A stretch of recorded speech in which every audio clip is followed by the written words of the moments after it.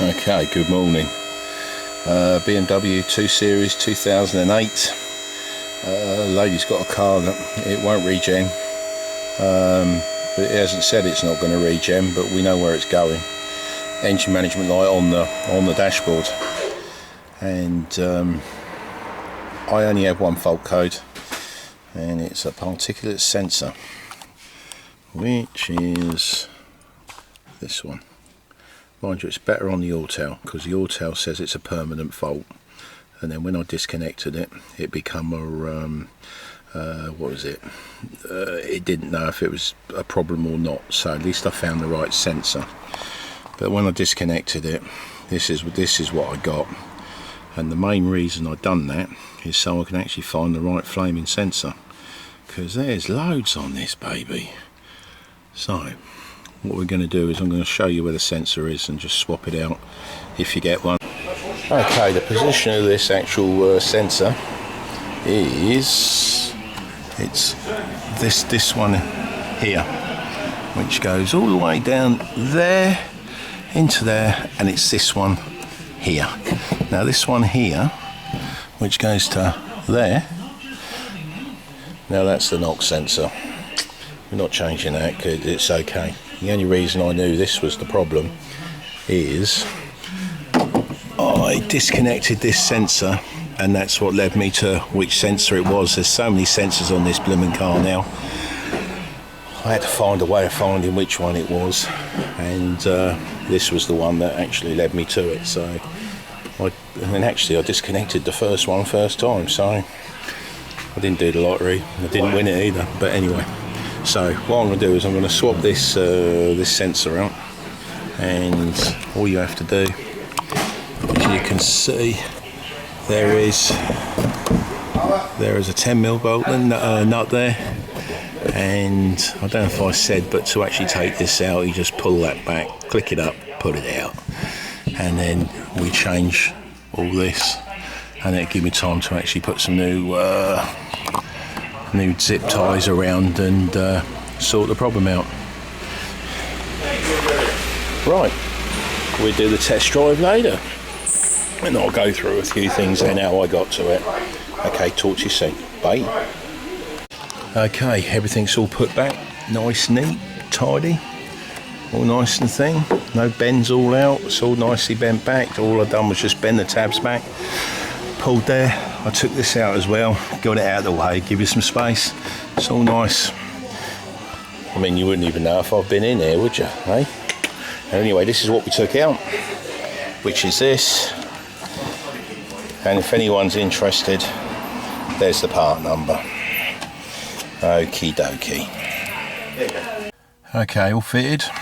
Now we're going to be on a test drive. I can already see a difference already. So I'm going to actually show you what the codes are, and we might be able to learn something from there. And then I'll put what a real one is. So it gives you a real reference. Right, the main fault code on these was this one here, which is intermittent now. Before I started it was permanent. These three here, this is what I call man-made fault codes, because I disconnected it, so that isn't the problem. But the one thing I do like about Autel is you press this button here. I think it's that one. I'm sure you're going to tell me if I'm wrong or right, or on there. And if it does, it takes even longer. So is that one going down there? Oh, here we go. And the one thing I do like about Autel is what it does. It gives you, as I say, the SAE fault code, which is p24c6, which is the one we're looking at. It tells you all about all the things when it actually causes the fault. So we're escaped from there, and as you can see, that's the fault code we got there, which isn't exactly the same, is it? So, as I say, electronically faulted, that was on the thing. So what we'll do is we'll escape, and then we're going to erase the codes. Just erase them out. Yes. Right, so what we'll do is go into fault codes again. Now when I first started, Oh, hold on, what have I done here? So let's escape. Erase fault codes. Do you want to... I pressed yes. Erasing. That's where I went wrong, see? Brain's not in the top of my head. This is the good thing about this car. It actually turns the car off for you. You don't even have to touch it. I suppose it either makes me lazy or it just thinks that people don't turn the cars off. So here it comes on. So it's all come back on again. Does it all for you. I didn't even touch the button, eh? Cool. So what we'll do, go back into codes. And I've got no fault codes now, where before I did have a permanent fault code with that sensor. Right, we're going to live data, because this is where I got all my information, and hopefully this can help you. Right, here we go. Now what that sensor's called, because you're thinking, well, because the one you bought was is a downstream oxygen sensor, which is this one here. Now this starts at 16, so we'll press that. I'm going to go and regen this thing now, because I'm just going to show you what this is, and show selected. Right, I'm going to start it up, and as you can see now we're running at 6.73. now that figure there was 200 millivolts, and then when I was driving down the road it would go down to minus 200 millivolts. Catalytic converter, sorry, this one here was plus 200 millivolts, minus 200 millivolts. It didn't know what the hell it was doing. I can't remember what that one was doing now, but I think that was just a number just sitting on its own. I'll apologise, I haven't got that one. As I say, you when you're running a business, fixing cars, talking to customers, I mean, that's why I can't wait until I can actually just put my head just down to one job, and perhaps I'll be able to pick up this a hell of a lot quicker, because I haven't got to deal with anything else and on there. So I actually now know that this is a fix. So what I'm going to do is, if you have a look, we've got what oh no, it must have been 50,000 kilometers, so I've got 31,000 on there. So what I'm going to do is just run it down the road, get it to regen. Now my figure's correct, so at least you've got something now to what that downstream oxygen sensor's got to be reading. And I never found the temperature for it. I'll just have a little look. Show all. Did we have a temperature? See, I didn't actually get a temperature on it. Let's have a look. Diesels. See, that exhaust temp now is reading 103, and in fact it's in level where it was. I'll show you. It was level, where now this is more stable. It's stable with these, and what was happening is this one would go to what, 150, where these were up to nearly 400. And I know it's a fair way down the actual exhaust, but it should be reading more than 120, and I'm sure this will go up to the right temperatures on there. So, and also we've got a release now for a regeneration, so it's saying, come on Trev, we got to haul ass and we got to clear this DPF out now. Now I hope that really helped, because I can't find nothing on YouTube or anything about this sensor, and as I say, it's 2018.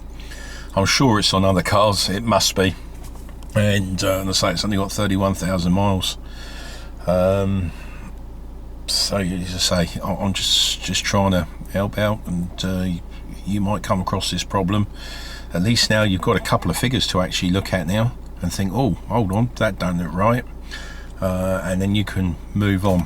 But as I said, I did stick an oscilloscope on it last time, but I didn't save the bloody the scope picture, and just disconnected it, and then you feel like kicking yourself, don't you? Mind you though, if I kick myself, I'll probably fall over. Anyway, enough of that talk. Right, so I'm going to get on with my day, and you have a great day. What I might do is I might come back on here and and just show you the figures when I come back, and see if that code come back, just to prove that I was right. Okay, speak to you soon. Okay, right, this is a summary of what I got. I did tell a porcupine. I turned around and said it wanted to regen, and it wanted, and it wouldn't regen, and I'm wrong, because it actually regen 10 miles ago. So I thought I'd get that out the way. We do make mistakes, I'm only human. Right, one thing I have actually noticed is on this sensor, which is this one there, this one, where when you come off the accelerator it goes up to 16 and then it comes back down again, and this one here, this stays quite stable, but this is the one that really upset me last time, because it went from 200 millivolts, which was maximum, and it dropped down to minus 200, and that's what actually led me to the problem on here. So that's something to look out forward. I've seen this, as say, it goes to 16 when you take the foot off the accelerator.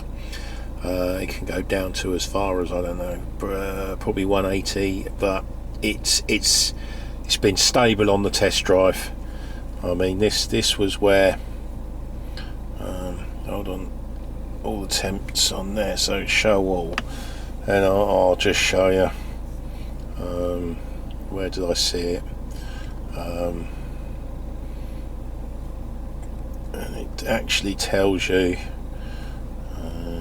come on, where are you? Yeah, diesel travelled, so it's done 59 kilometers, and I've just done probably, I don't know, 20. So it had regen before it even got to me. I just didn't look at it. I actually looked at, there was a release to say do it, and I thought that was what it was. I hope that clears all that up, but I suppose what everyone's waiting to say, Trev, right, you've taken it for test drive, were you right? Well, should we find out? Before I press that button, I'm just going to show you, there's the mileage. So just to prove I have done about 20 miles, I've been to Odium and back. Let's press the button. Is this going to make me look stupid or what? And I do there, and there's the answer. So if you ever see a code for a particular filter sensor, it's a 24mm spanner socket on it as well, so it's not the old 22, so it's a different one. And what I read up about it is it actually picks up the amount of soot that actually passes the DPF, and I believe now it's actually got a temp sensor in it, even though I can't, that might be something that's wrong. The other thing I'd like to say is I can't find nothing to program this back in, and obviously it's happy with what I've got in there. Any techs out there that can say, right, Trev, it needs programming in, because I can't find nothing on that Autel, and I've searched. Just let me know, all right? And I hope this has been helpful. I mean, it's I say, it's been helpful to me. I've never even seen it before, so, and I'm sure a lot of other people haven't seen it before, and this just might make your life that little bit easier, where you can put the scanner in there and you say, oh look, I've got something to go by now, and then you can go and test it, and at least you know where it is as well. Christ almighty, sensors after sensors after sensors.